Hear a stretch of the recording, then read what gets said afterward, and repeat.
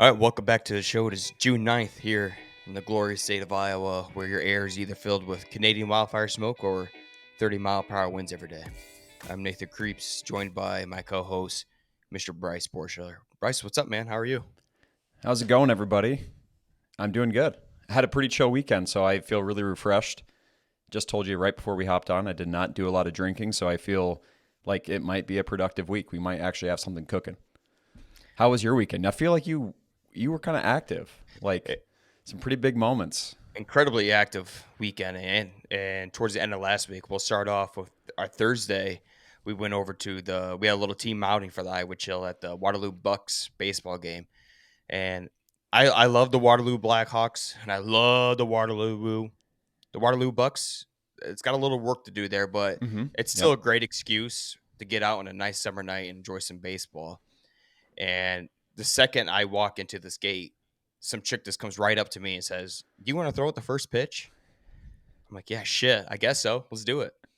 And you start to get a little bit nervous. You get out there, you realize how far away that mound is from the Mm-hmm. catcher play. I'm like, Oh "Oh yeah. shit." And here's the thing: I wasn't the only one throwing out the first pitch. They had a couple other people, and the Mm-hmm. first person was a little kid, throws a freaking knuckleball right down the middle. I'm like, what the fuck? And then the second one is a chick who used to play college softball, throws an absolute piss missile right down the strike two. I'm like, oh my god. And I'm starting to get a little nervous. I haven't thrown a baseball in 5 years, and I look at the guy Yeah. next to me. I'm like, you want to go? He's like, hell no, not for seeing that. And this baseball is light as a feather, so I don't even know how the hell I'm gonna freaking throw it. So I did a little toss behind the back, caught off my hand, and I gave about an 85% throw and just slightly right at his head. So it was good. It was a good pitch. Yeah. But We'll throw the video up, and it's not like the best angle, but you could tell you rocketed a ball in there, and it was like over the mound or close to the mound. It looked yeah, like it was a pretty solid throw, which cannot be said for a lot of celebrities that throw out that first pitch. That is a lot of pressure, and I think you actually lived up to the moment. And I yeah, tell you what, you kind of touched on it. People will hate on Waterloo. People will give Waterloo a lot of crap, and you know what? We might even do it on this show. But Waterloo has been pretty good to us the last 6 to 8 months. man, you don't love it if you don't hate on it a little bit, right? We may talk That's some true. shit about it, but there's a lot of good entertainment and a lot of good sports programs that gives us some busy active weekends that we love being a part of or rooting for. And like I said, it was a good time, just a nice summer night, and that's what Hmm. baseball is really for, right? Who the hell really watches baseball? You just go there for the camaraderie and this all you can drink, all you can eat food section we were in, and just good Yep. catching up and getting ready to kick off the summer. So that was a good start leading up to my very busy weekend.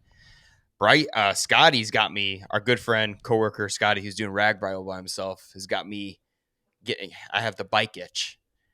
Okay. Yes, we Okay. biked. We biked 8.6 miles or something like that this last Wednesday. Four to Single Spree Brewery and then four back to Cedar Falls. And I understand the biking life. I Yeah. love it. Yeah. It's awesome. So that's exciting. That's new, obviously, for you. The way you're talking. How did that feel? 8.6 felt okay. Yeah, it was fine. It was mostly flat ground, so you weren't really battling any uphills. I mean, there was a Yeah. couple of hill or two there, but it was a great way, a great rookie route. By the time you got the single speed, you worked up a pretty good sweat, and you felt like, oh, I deserve an IPA or two. You put down Yeah. an IPA or two, now you're feeling even better. And by the time you get back, you sweat it all out. There, Yep. I mean, you're doing some damage without no repercussions, baby, and you're getting active and exercise in the middle of it. This is why all these biking people are alcoholics who bike across the state of Iowa because there is no effect. You're just putting it in your system and it goes right out. Yeah.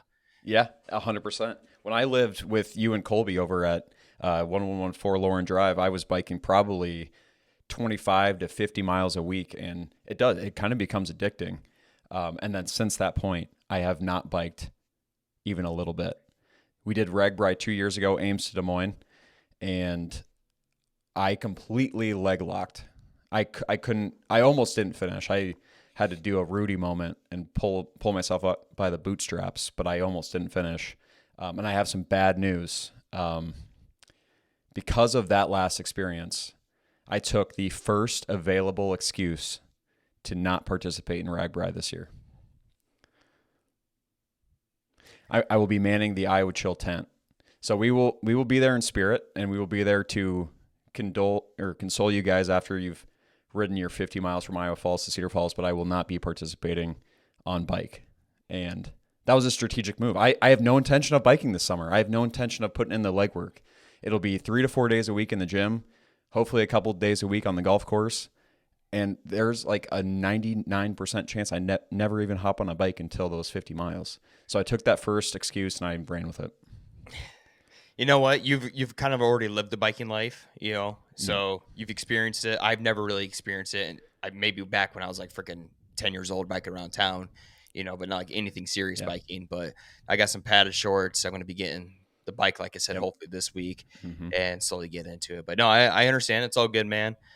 So looking forward to that. And then on my Friday, just a chill Friday, nothing really going on. I Mm-hmm. was just Yep. outside shooting some hoops, and I noticed that the pest control sales rep was over at my neighbor's house, locking down my boy Caesar.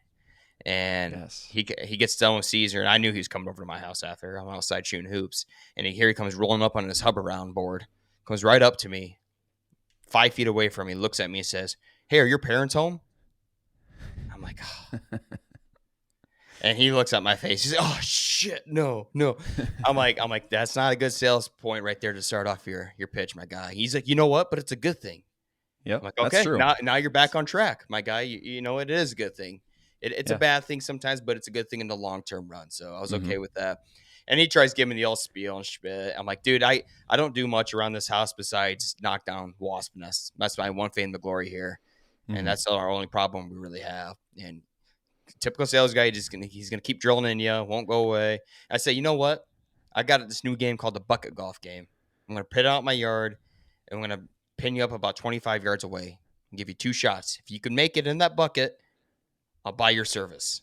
He's like, okay. And he started getting real nervous. I mean, this is a $300 service shot right now going on, and sure enough, he got pretty close, but he missed both shots. He appreciated the opportunity. He left. I went downstairs, played Fortnite for 2 hours. Our doorbell rings at 9:30 at night. Hub No around way. boy is back in our driveway. He's asking the wife if the husband is home. And I come upstairs. She's like, dude, can I get one more shot, man? Oh, no way. Yeah. No way he came back. Came back for Yeah, I one was more eating at shot. him. Uh-huh. Yeah, it was. Like you said, he was pretty close, but I'm like, nah, you're out of shots. I told you. First off, I'm like, dude, I just told you to come back in a month to see how my wasp Yeah. scenario is going. If it's worse and I can't handle it, then yeah, I'll get your service. But right now, I got it taken care of. I'm like, come back in a month. I'm like, dude, you came back in 2 hours. Yeah. And he's like, I know, I just wanted another shot. Didn't give him another shot. I'm like, first off, tell my wife what you told me in the driveway. He's like, oh. He's like, I asked if your parents were home. And so it was good, little connection with That's them. amazing. Yeah. I think, one, obviously he wants the business, but I think the fact that he missed the shots almost was eating at him enough to come back. Mhm. Like he couldn't wait a month. He had to see if he could get one more shot. That's amazing. Also just, it doesn't hurt to come back and ask, like No, that's a it good doesn't. salesman. I give him a lot of credit. Yeah, we had a good relationship. We laughed. We talked about some shit, and yeah, he thought that he had one more shot in him. But I'm like, guys, I gave you 2 out there. Come back in a month, and we'll get the bucket ball. So he's probably gonna be practicing every single day for the next Yep. month. You know what's funny is that whole age thing is we're in that limbo, and there's plenty of times where I don't get ID'd now. I'm going to Quick Start, and these people probably either know me or assume I'm old enough. But then this Saturday, I forgot my wallet after we went to Thompson's. His kid had his second birthday, hung out with them all day. Got a little Mexican after, and I'm like, hey, maybe I'll get a margarita Modelo or something. Order my drink and forget I don't have my wallet. They're like, we can't serve you. I'm like, fuck. I'm like, dude, look at these gray hairs. Like, I promise. I needed like a beard or something because it's like Yeah. If I can't quite pull it off. if you would have had your wallet, they wouldn't have asked for it. You're right, and I Mhm. swear that I've been in there and they haven't. But hey, I like you said, maybe it's a good thing because I don't want to exactly look like 50 at the age of 30. So you knocked out a 2-year-old birthday party. It's the stage of life that we're in, and it looks like we got some kind of exciting things coming up for us in our hobby of golf. We're gonna be Yep. creating content. Yeah. So tomorrow we film the first episode of season 2 of Iowa Chill Golf. If you haven't tuned in, people, go check out those first vids. They're a little rough. Not necessarily the editing. We have a great editor, Nick Crabb. He's a student at UNI. The golf is a little rough. We recruited a couple scratch to +1 handicappers, and there's a couple crappers like myself who Played 3 rounds last year. I think we're hoping to get a bunch more this summer. So kicking off that at Honey Creek in Boone tomorrow. Pretty pumped up for that. And then Are you guys doing a best shot there too? that's the idea. So we have 3 guys, and we haven't done a 3-person video before. So I'm going to research some games that we might be able to do, see what the other YouTube creators have done in the past. And yeah, the idea is maybe we just go 3-man, see if we can break like 65 or something. And then you came up with maybe the best idea ever. So film the first video tomorrow, and then next week we got a pod, and then a huge shoot at Fox Ridge. And me and you are going break 62 series. We're not 100% sure on the number Okay. yet, but why not? I Yeah. think it's possible. It might not be possible this year, but it might be a year or two journey where Yeah. Bryce and Nate try to break 62. So I think we got it in us. It's not going to be anytime soon, but I it's love a it. goal to it's a goal to work forward to, and a goal for the audience to get attached to and see our progression. Yeah, I love the lofty gold. What So scares me is like, what if we get on the green in 3 every par 4 and we just never hit a putt? yeah, that's probably going to That's the happen. scariest part. It's It's gonna like, be one of those days where like this is gonna be our best opportunity to finish it this day, and then uh-huh. we're gonna completely choke it. Uh, but it's gonna be fun to see a progression. We're gonna play. We're gonna try and get, like I said, our first course will be at Fox Ridge with this new series between you and I, and then we're gonna try and venture throughout some of the courses here in the state of Iowa. It's gonna be a great showcase for some of the courses in Iowa, and that just might be one segment of the Iowa Chill Golf, and then we have a Hmm. couple of ideas, maybe get some good names here in the state of Iowa and a threesome with us, and we try to shoot, a low record or something like that, and Yep. keep tally through all the celebrities that join us or names. Yeah, I love it. I actually was talking to one of our former guests, Logan Paulson and Danny, are interested in joining for a round. So maybe we hit them up and do Oh, we something do around Iowa City. do like a 2v2. Yeah, that's what That would that's be what they were fun. thinking. Okay. And they're pretty available in June. We'll have to hit them back up. I was trying to get this whole thing process on top of like just trying to like keep the business alive. So like it's kind of like one of those things where guys, if you can watch this and support the dream, that'd be awesome. Because I would love to spend more time podcasting and golfing. But for now, it's not paying the bills. So please watch.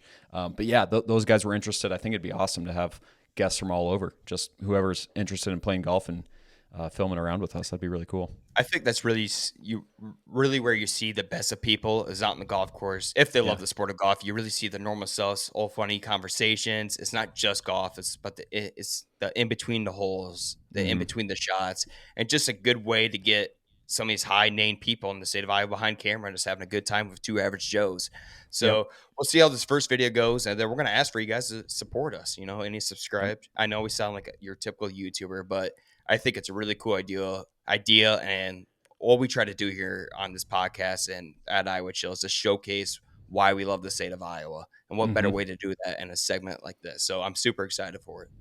Yeah. 100%. Um, shoot, I have a list of places I want to go. That's all I'll say for now. You'll see a hype vid I think next Monday. Hoping to get that first video out on Tuesday, and then hopefully ours like the following week. So golf content coming very soon. We're gonna get some Iowa news here, but I see you got a question trying to lead us off, Bryce, and I've addressed this question for the last 10 years of my life, and I Hmm. think I have a pretty firm answer on how I want to answer this question. I'll go ahead and ask it. Okay. Does Iowa deserve a pro sports team? Yes, I was sitting yesterday. One of our main content gals now, kind of running the Snapchat, doing all the daily posting on the weekends. I was out, so I was kind of back on the sticks, trying to think of some things to talk about, get the people stirred up, and um, the first thing that came to mind was Tyrese Halliburton and Caitlin Clark, and the absolute fanaticism around these two. And you got to assume that 90% of Iowans are cheering for these two teams in Indiana. And I'm like, man, another reminder that if we had something to cheer about, could we support a professional sports team? My opinion is probably not, but I would love to see it. I would love for the whole state to rally because right now it feels like we have such a house divided. Like it's your Iowa State and Iowa, and it's all we have. And if you're an alumni, you're even more diehard. You can't bear to see the cardinal and gold or the black and gold. Um, so I want to believe that we could, but I don't know. Do you have a firm stance on this? Yeah, I would say like 8 years ago, I would have said yes, we deserve a pro sports team. Yeah. I was just selfish, not thinking about the economic impact it would have or what it would cost fans and how it'd probably be financially impossible to support a team like that, especially not NFL. That would never happen. Baseball, maybe. NBA, no way. The one Hmm. opportunity I see here is WNBA because you have the cheat code of Caitlin Clark. Hmm. That is the only potential option because wherever she goes, she's going to drive in the revenue. And Yeah. that's the problem with NIL nowadays. With NIL, there's absolutely no way Iowa can support a pro sports team because all of that money is going to be funneling into the universities. And that's kind of what Iowa's built off of, man. Iowa and Iowa State, uh, really the loyal support we have to those two programs. I don't think we have enough energy, enough. I give too much damn money to the University of Iowa, let alone pro sports team too. I would love to see it because it would give me something to cheer for with Iowa State fans as a whole, which would be really cool situation. But I just don't think it's possible, unfortunately, Hmm. unless if Caitlin Clark literally started the WNBA team in Des Moines. Yeah. It's the only way. Yeah. I kind of go back and forth and wonder what the biggest hurdle is to bringing a team like that in. Is it the amount of fans that would show up and the revenue? Like, is the revenue potential not high enough? Is it the start of it? Do we just not have somebody that is that passionate enough to bring a team like that? Um, I don't know. We're going to be getting into our interview with Mike Schulte from the Port Tornadoes shortly after this segment, so stick around for that. But before we get into that, we're going to jump into some Iowa news here. Because Bryce, Kirkwood, Cedar Rapids, the famous location, one of the most famous windmills in the state of Iowa, built in 2012, standing at 417 feet tall, a 2.5 megawatt clipper with a turbine on the campus, has been demolished. Damn. R.I.P. I'm sad about that because my cousin Mike was the first ever student to ever rappel down from that wind turbine. Yeah. Here, Yeah. This is very, very, very relevant to Mike. And God, I miss when he was still in Iowa doing those wind turbine things. He had such good stories from that. yeah, R.I.P. to Mike's windmill. yeah. So once 417 feet tall, now 0 feet tall. 0 feet tall, and they got rid of it because it looks like there's a lack of enrollment numbers for wind turbine. So, which I would thought would be going up, and I guess it's going down. So you never know with renewable energy nowadays. It's a hit or miss target area. Yeah. This is a topic that has been coming up a lot more. I guess maybe I'm just like old head unk status where I hear these kind of conversations about energy all of a sudden. But I was thinking like, okay, there's a ton of windmills. Obviously, this wind energy's got to be like super profitable. I'm hearing all kinds of different things now about whether or not these are even like worth it.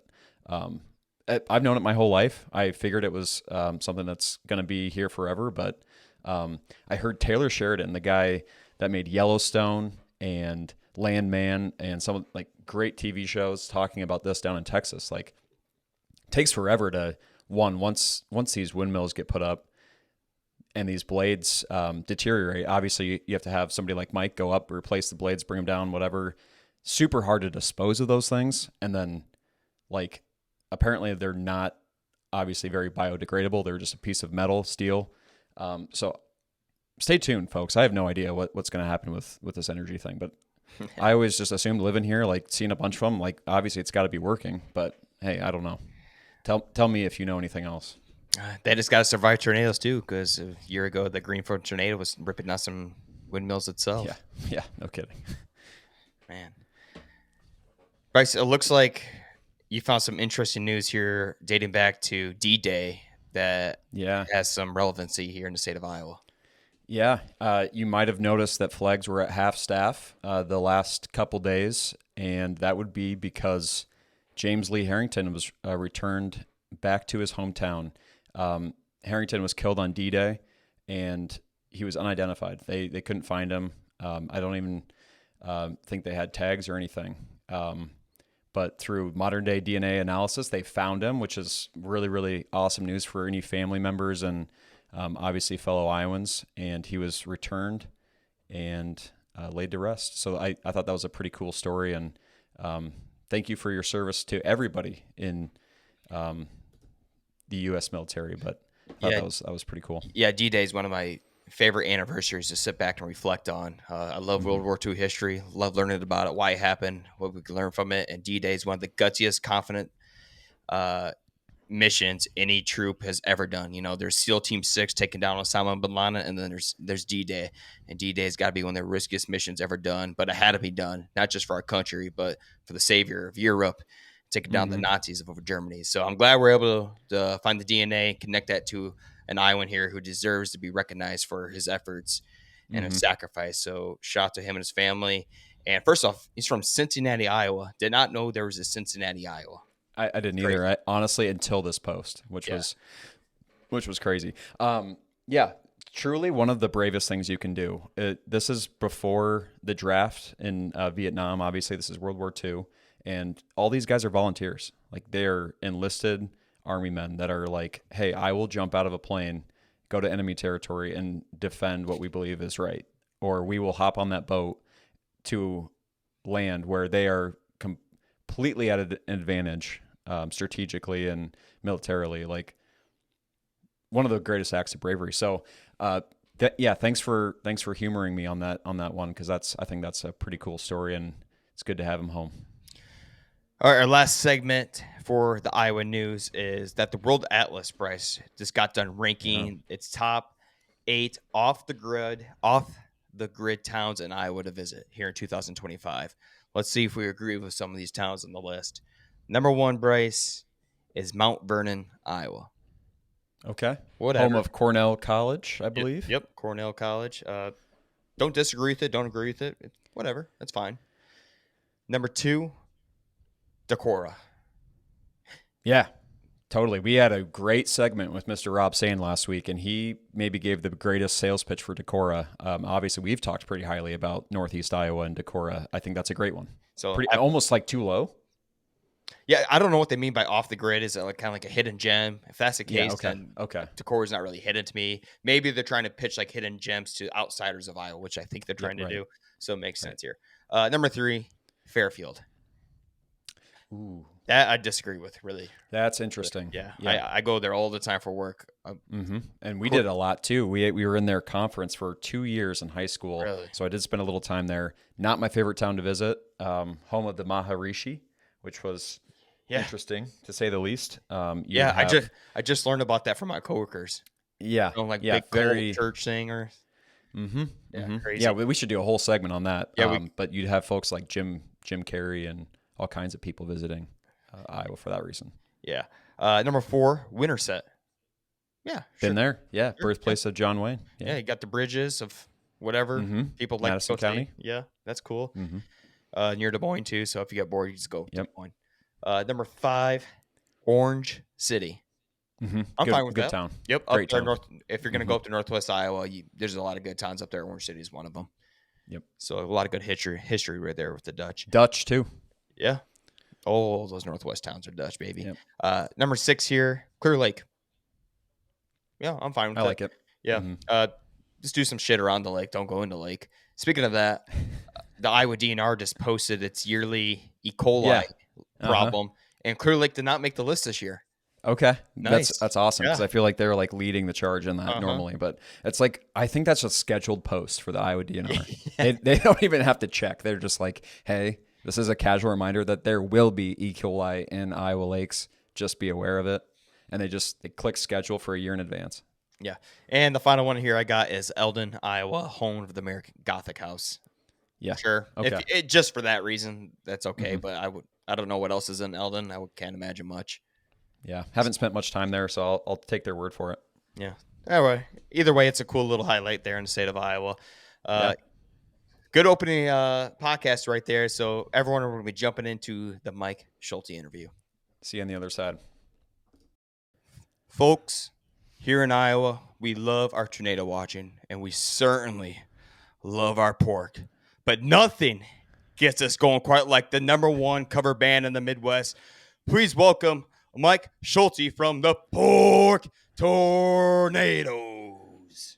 You heard it here first. You guys were the ones that went on record and said yes, Pork Tornado's #1 cover band. So I mean, We did. it's official. It's been We did. official for a long time. We just officially made it over social media. But Mike, thank you for taking a time out of your busy tour season to hop on this Well, thank conversation with us. And yeah, for anyone who doesn't really know who you are, can you just give us a quick background where you're from and kind of how you got yourself involved in the music world and the Pork Tornadoes? I mean, it's like the longest story ever, man. But my name is Mike Schulte. I'm the drummer, rapper extraordinaire for the Pork Tornadoes. And, dude, much like anybody that plays music, I was 10 years old and just became insanely infatuated with music and drumming. And it was it's the most laser focused I've ever been on anything in my entire life when I decided I wanted to learn how to play drums. I'm self-taught. I didn't take any lessons, so I just for 3 hours a day just went in the basement and played drums. And I wanted to be a rock star. I knew it was going to happen to me. And if you would have told me 30 years ago that it would be in a cover band, I would have laughed in your face because, I did the original band thing. I played in a few bands that had some mild success. We toured the country and did some stuff, but it's so hard to make a mark in the music business, especially today. And you learn that, all of a sudden you're 22, 23, 24, you're out of college, bills start piling up. The dream of rock stardom pretty much dies. And I actually put my drums away. I said, okay, music's a young man's game. And I said, I'm an adult now. I got to work this corporate America job. And I stopped playing for like a year. I even met my now wife in that time period, and she didn't even know that I played music or that I was ever in a band. Oh, really? Because it was just like, well, that's that. That's in the past. And luckily, a really good friend of mine, I met him at my corporate America job back in the day. He said, I heard you're a drummer. I said, well, I was. He goes, well, you want to play in a band? I'm like, oh, that might be fun. Let's do a cover band. I said, oh, you didn't. I'm going to stop you right there, bro. Cover bands are for posers, and no way will I ever do that. And he goes, dude, we could make like $100 a piece. I was like, well, hold on. Yeah. Okay.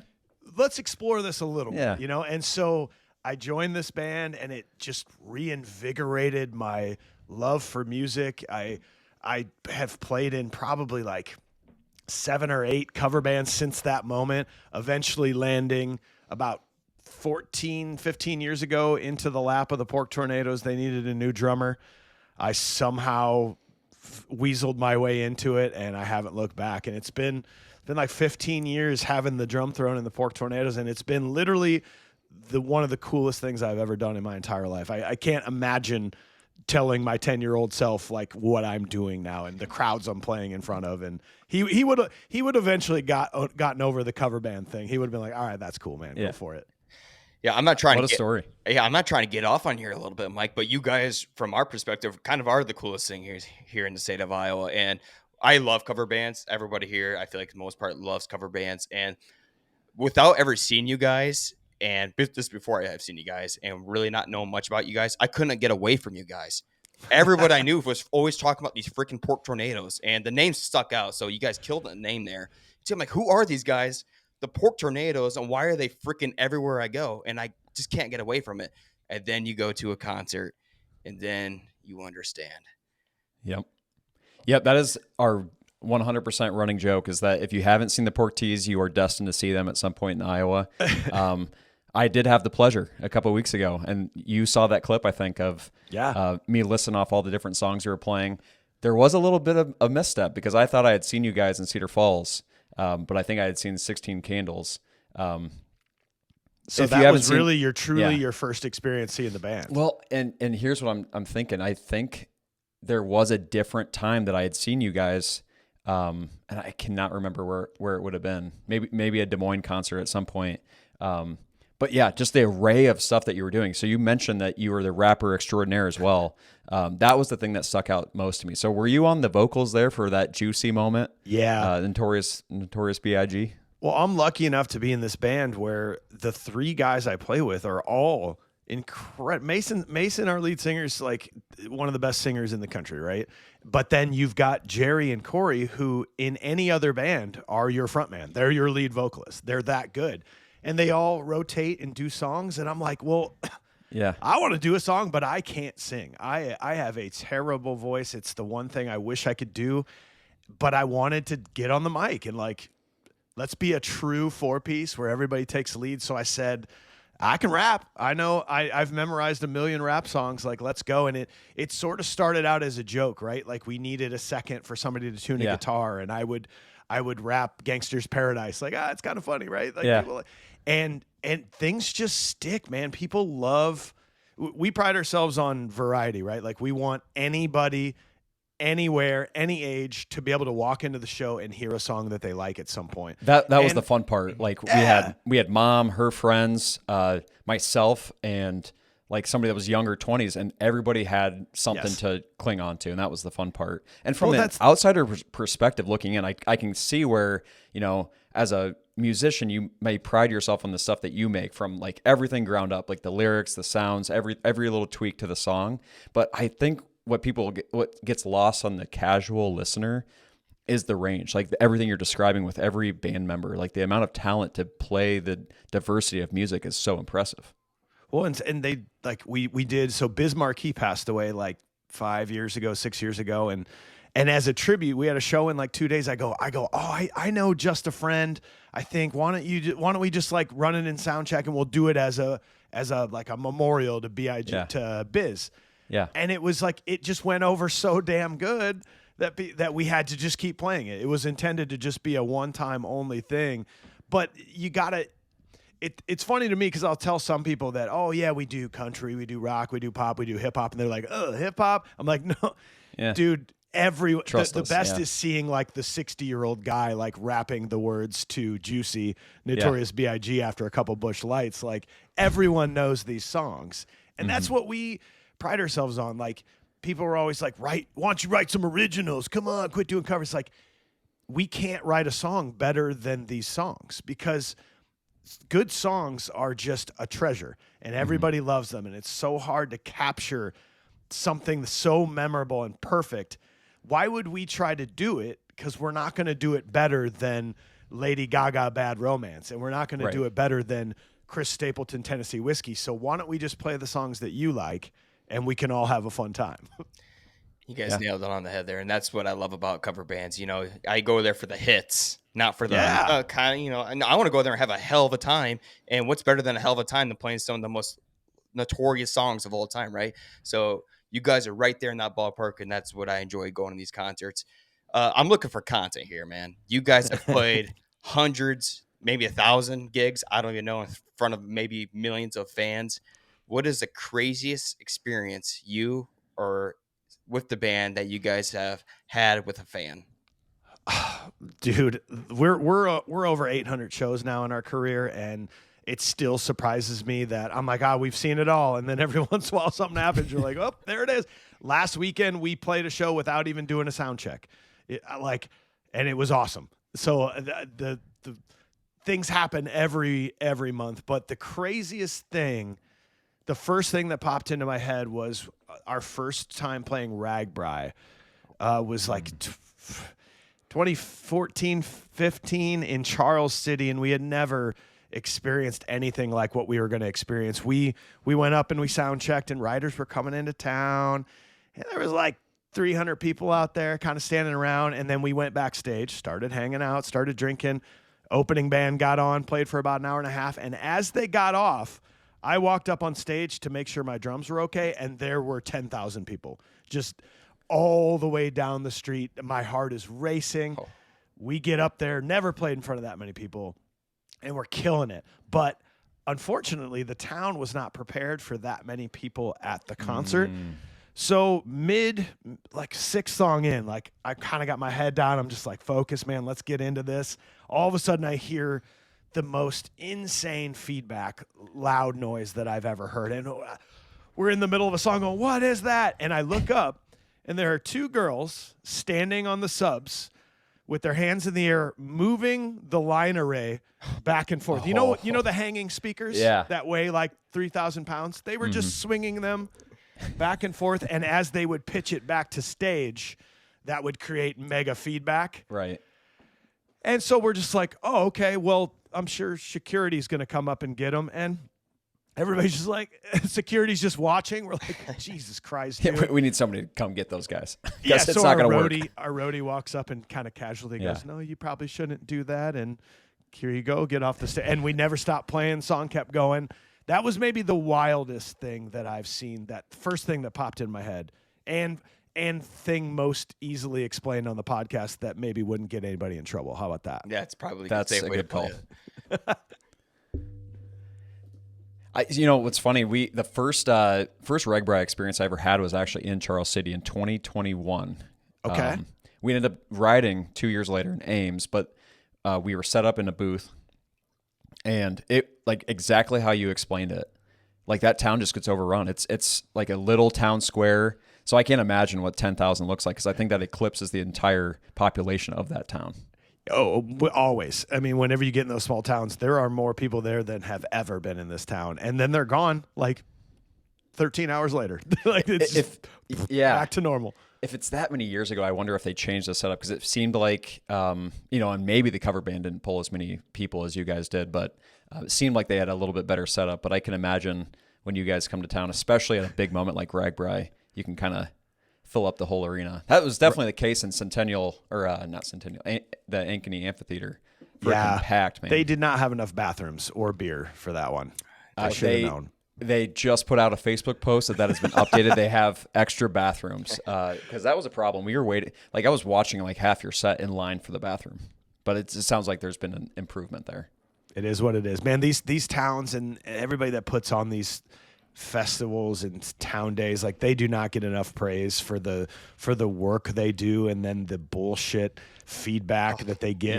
There was not enough. I mean, yeah, we know there wasn't enough bathrooms. Just Man. deal with it. I'm sorry. We'll figure it out next time. You know? That reminds me, we used to host a big, gigantic slip and slide party every year in Jefferson, Nice. Iowa, on this huge slip and slide down in a farm acre land. And every year we'd set up all these porta potties as much as you can. No matter what you did when you're bringing in 1,000 people, you're just never prepared. And especially not us. Look at us, for God's sakes. First time ever doing that. But we did the best we can, and it just looks like a freaking tornado just went through that freaking place after. I'm like, oh my God. Yeah, I got a lot of It was a respect good for those time. people. Yeah. Oh, absolutely. So we, Charles City, Ankeny. That brings me up to our next question. What are some of the best towns that you like to play in? It could be out of Iowa too, but let's try to get a couple Iowa towns named. Like where do you like to go and play? Dude, we have played. I try to keep as best stats as I can because as you get more and more years into this, it's kind of cool to look back. Like I know how many shows we've played. I know we've played in front of an estimated now 1.5 million people over the last 17 years. So like, I like keeping that stats, and I think we've played in every county in Iowa except for like 26 of them or something. So we've hit pretty much every town in Iowa that you can, and in general, there are some pretty amazing towns. I want to try to name some of them. Like if you're just talking Iowa, Cedar Rapids and Des Moines have always been our like big time, biggest markets. So that's a given. We love that place. We love those towns. If you've ever been to Okoboji, man, there's nothing like an Okoboji summer show, especially if it's outside. Man, Dubuque has been wild for us playing at the Q Casino there. That is an incredible place to play. We've done the Bix in the Quad Cities a few times. We play at I'll call it Iowa, but it's the Rust Belt in East Moline. That's an incredible venue. Madison, Wisconsin has always been huge for us. Omaha, Nebraska, by the way, has been wild. That has been one of our hottest markets. We're playing College World Series here in a couple days. You're going to get a good crowd. It's gonna be awesome. Yeah, man. I'm trying to think of even like trying to think of some real small towns. Like we've been in. Have you ever been to Lakeview, Iowa? Oh yeah. Yeah. That Stone Pier concert series that they do, where the band plays like on the lake. That's incredible. That is an unbelievable scene there. Yeah. Any more small towns? I love that aspect when you go to a small town and your concert almost has as many people, if not more people, at that concert than the town itself. And that's the coolest aspect. My brain's scrambling a little bit here to find done it all, man.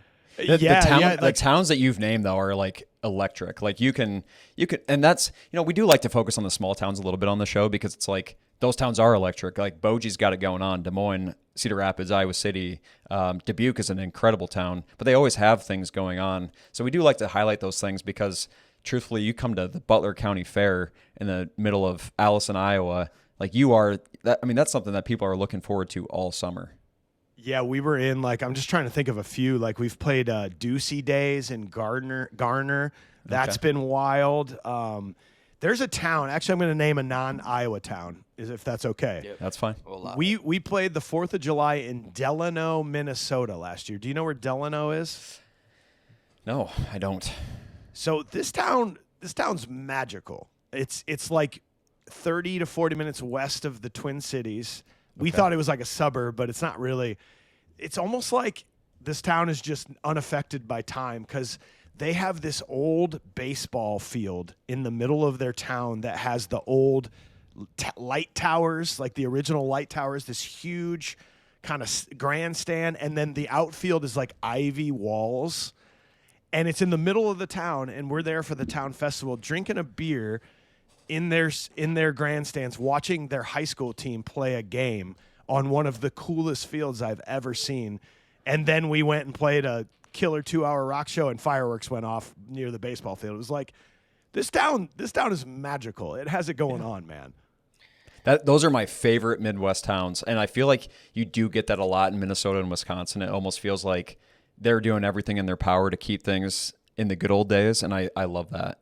Give me a good old wooden park and a historic downtown and a town square. All these towns have a great baseball field. Oh yeah. Those are my favorite too. But you did name some pretty incredible Iowa towns as well. What's on the schedule? What are you most looking forward to as far as where you're going? Any places that you're looking forward to playing? Or what's like the big event for the year that you're really looking forward to? I think there's a couple, right? So this year we're back at Sturgis Falls in Cedar Falls on the Saturday the 28th. Now, I'm not going to get into the politics of this, but we used to play Sturgis Falls in Gateway Park, and then the people that were organizing it, it was very evident and clear that it was just not where we needed to be. It was not who we wanted to be associated with. And we didn't like the way they were doing business, nor the way they were supporting local, as they claimed. So we partnered up with the unbelievable people at Cedar Basin Music Festival, which is right over by the Ice House. And we played that for the last 3 years. The management has officially changed at Sturgis Falls, which is the greatest thing that has ever happened to Cedar Falls. And now Cedar Basin and Sturgis are all playing together, and the right people are in place. So this year's Sturgis Falls is actually on downtown Main Street in Cedar Falls. It's not at muddy, buggy Gateway Park. It is in an awesome spot on Main Street, and it's going to be nuts. Oh, you're playing that little amphitheater right off the river right there. now. No. They're blocking off Main Street, and we're bringing in a gigantic stage sound system production. It's going to be the best Sturgis Falls of all time. Yeah. Oh man. Picture people just lined all the way down the street of Main Street with a big old stage at the end. So that's happening Friday and Saturday, June 27th, 28th. We're the 28th, and then you just really can't have a summer without a Ragbri show. And we are in Esterville. I think it's the second night. Like you said, town of Esterville. I don't know, 5,000 people maybe, and then there's going to be like 20,000 people just partying their asses off. The best thing about Ragbri that I figured out was that everybody's on vacation technically. Yeah. So they are in the absolute best mood that a human being can be. Every one of them, even though they just rode 80 miles on their bike. It's like when you go to Cancun and everybody's just like, how the heck are you? Wow, where are you from? Yeah. Everybody's in a good mood. That is Ragbri. It's one of the best shows of the summer. I think those are the two real big ones on my list that I'm like really looking forward to. I'm trying to picture this one at Sturgis Falls this year. I mean, I think Cedar Falls Main Street is the most beautiful downtown building structure vibe in the entire state of Iowa. I truly believe that. And to see that closed off with you guys performing down it is going to be a view unlike anything I'm ever going to see. Bryce, you and I have to go there, climb atop of a building, just get an aerial view of this because this is something I'm incredibly looking forward to. Maybe we talk to Kitchell or some. I know we got a connection somewhere where we can get that rooftop access, but that would be awesome. So here's the thing: we have been doing Sturgis Falls and participating in that gateway area for 7 years now. You This have is to. the It's a rite of passage, man. You have to do it. Yep, all of the original Iowa Chill members are Cedar Falls grads, UNI grads, and this is the very first year that we are not going to be officially set up, but I think we might make a trip now to go see the Pork Tees. Yeah, just go to have some fun. And Yeah. I didn't know you guys were all from Cedar Falls. Did you know Pork Tornadoes is originally from Cedar Falls? That's where the band formed. Did you know that? No, I that didn't makes know that. sense now because you guys were like playing at like Social House, right? A couple times. So depending on when you were there, the band started at a place called 4th and Main, which is where Whiskey Road is. Yep. It was a venue called 4th and Main that then turned into a venue called The Hub, which is the most legendary music venue in Iowa. Or did you ever go there? Were you ever in town when that was there? I never. No, and honestly, like Nate's saying, they have done an incredible job to that Main Street, but when we were in college, it was literally you went down for Jokers or Voodoo. Yep. They kind of switched names, and Derringers, if you want to Yeah. do like the line dancing country thing. So it was. Then was it Whiskey Road across the street from? I think pretty quickly around that time when we were in school, 14 Okay. through 18, it would kind of switch over to Whiskey Road. 14. Yeah, okay, so you're right then, because then when the Hub closed, we started playing at Ginger's, Yes. which Yep. then, of course, burnt down from the mysterious fire. The Great Wall Fire, yeah. The mysterious Great Wall Fire. But that was kind of our last. That's when we officially said we've got to get out of Cedar Falls. Everyone that we knew has graduated and has gone into these towns elsewhere.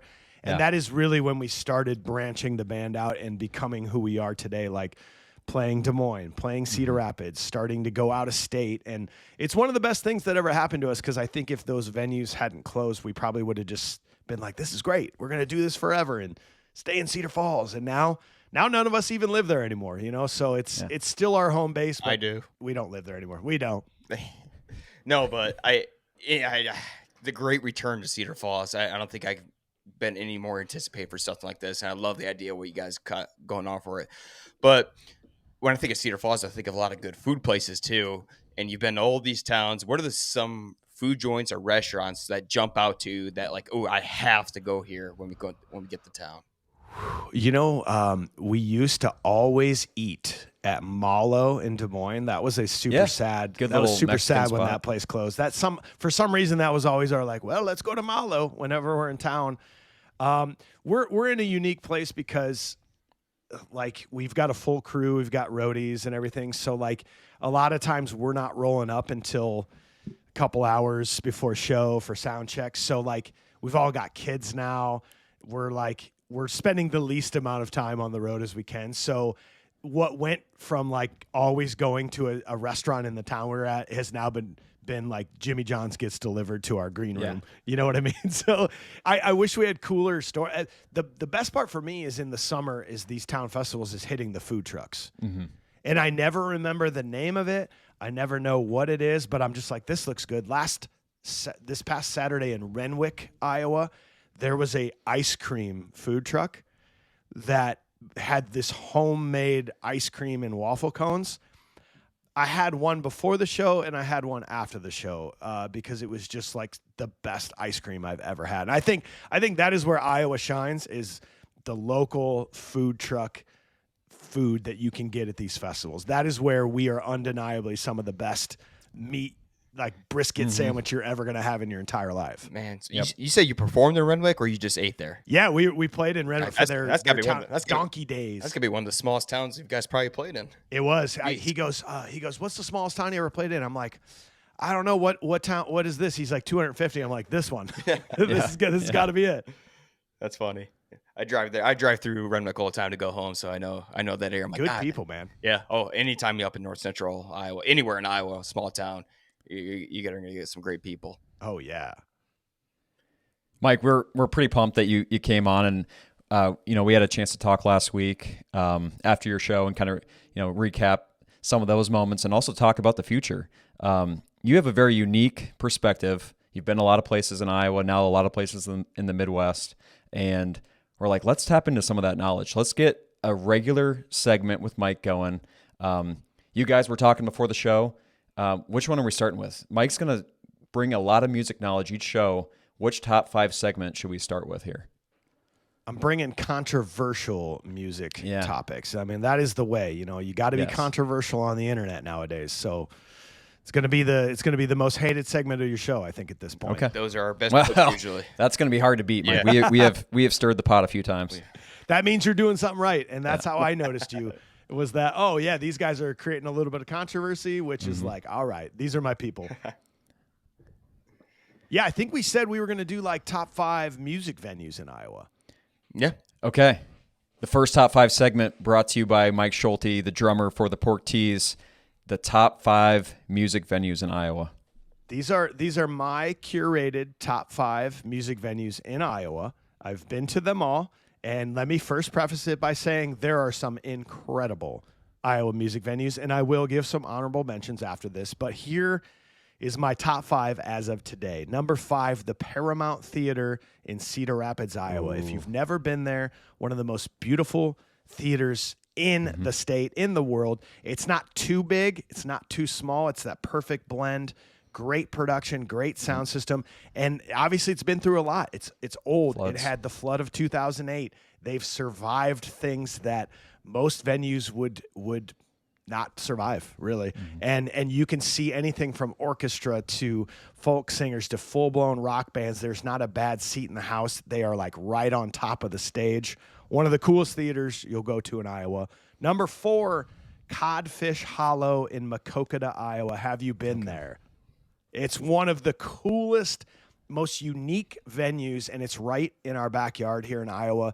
It's just pretty much in the middle of nowhere. It's this barn that's been converted into a 600 capacity kind of intimate venue. And the reason this is so important is it's the Red Rocks syndrome, right? Where it's such a unique and special venue to the artist that is performing that you're going to get the best show that they're going to play on tour because it just means so much to them to be doing this show. I've heard from many people that every show they've gone there has been top notch, and you can camp there. Small town, homey vibe. You have to go see a show there. Number 3, Val Air Ballroom in Des Moines. Now, Des Moines has the best venues in the state. Every one of them are incredible. But if you've not been to the new Val Air, it's an old theater. It's been remodeled, an old ballroom. It's been remodeled. Top of the line sound system, unbelievable lights, production, completely renovated interior to add customer experience and like VIP areas and bathrooms and drinks. This is easily one of the best venues I've ever seen a show at, and one of the best venues I've ever performed at. If you get a chance to go to Val Air, it is awesome, and it's run by incredible people. Number 2, Preservation Plaza in Arnold's Park, Okoboji. There's nothing better than sitting outside on a summer night, looking at a stage where there's an amusement park in the back of it, looking to your right, and there's Westlake Okoboji with the sun setting over it and boats, and you're with your best friends drinking some drinks, hearing a band play on this brand new, incredible stage that they built in Arnold's Park. If you haven't seen a show there, most of them are free because of the amazing people that run this thing. If you're in Okoboji or near it, just look at their calendar and go to a show because it's one of the coolest places you'll ever see a show. And number 1, no surprise, Surf Ballroom in Clear Lake, Iowa. Yep. Everybody knows the story. The day the music died came from this place. Some famous musicians got on a plane, played a show, left, crashed, died. It's terribly sad, but it's amazing that they have preserved the memory of this place. They've modernized it, but they've kept the same feel and vibe that you could have expected back in the day when this was a raucous touring ballroom. The Surf Ballroom is pure magic when you walk inside. Artists feel the same way when they're there. They put on an incredible show, and the sound is amazing. The people are amazing. The town's incredible. When you think of Iowa, you think of Surf Ballroom. That is the number 1 venue in Iowa. Yes. I was hoping you were going to say that because I've never personally been there, but it's kind of like how I heard nonstop about you guys growing up, and then I've heard nonstop things about the Surf Ballroom. Yep. Like, is it overrated? I can't tell. So it's good to hear from someone who's probably got more experience than most people in the state of Iowa to justify that answer. Well, what's crazy is being an artist that has played that room, where the drums sit is where the old stage was. It was just this small little round stage. And mid-show, you can look up and see like the old ceiling, the old half-round ceiling, and knowing that like I'm sitting where Johnny Cash stood. I'm sitting where Elvis stood. Like, it's wild That's to cool. know that you're on the same stage as those people. And they've got Buddy Holly, Richie Valens, and Big Bopper. They've got their pictures on the back wall lit up so that the artists can see them the whole show. And it's just like a little bit of goosebumps every time you walk in that building. We're so lucky to have that building in this town. That is cool how they preserve their image and their history there, and I'll say it's how they're tied to it. Yeah. I'm excited it's to go to a crazy 'cause- show at the Red Rocks of Iowa. Nate just got to go out to the actual Red Rocks and just outside of Denver, and said it was Who'd you incredible. see? Brad Paisley. Okay. So, and my theory on Red Rocks and my theory on Codfish is it doesn't matter who's playing, just go. Nope. Because Okay. I didn't care. I got lucky because we were just going to go regardless, but Kings of Leon played, and they're one of my favorite bands of all time. So I saw Kings of Leon there, but I would have gone to anyone, literally anyone. I would have said, let's go. And Red Rocks is unbelievable to see a show at. And now we kind of have some of those venues in our state too, you know? Yeah, I even saw it in its worst possible condition. It was 50, rainy, and windy at night. Still cool. And it was unearth-like. Yeah. The best way I could put it. You're out of this And world. and most artists will tell you that they feel so privileged to be playing this stage that they will just give it their all. They will play the best show of their tour because they're just like, yes, it's Red Rocks. So you're guaranteed to see a fucking awesome show when you're there. So that was a banger top 5 venue right there. Do you have a couple Electric. audible mentions you want to throw I out do, there? yeah, actually. And I don't want the clip will get everybody fired up because I left these out, but you should know if you listen to the podcast that Right. I love. There's always more So- details in the full vid. So Woolies in Des Moines is one of my favorite mid-tier venue. venues of all time. I love Woolies. If you've never been to the Q Casino showroom in Dubuque, one of the most coolest, intimate little round stages. Like you're kind of right up in the face of the band you're going to see. Sounds incredible. Staff is amazing. The Roof Garden in Okoboji is the indoor venue that they've remodeled. Amazing. Top tier. Vibrant Music Hall. Have you been to Vibrant in Waukee yet? Yes, right in our backyard. Pretty good venue. Have you gone to a show there yet? Yes. That, Yep, got in to my see opinion, Bryce is one Vine.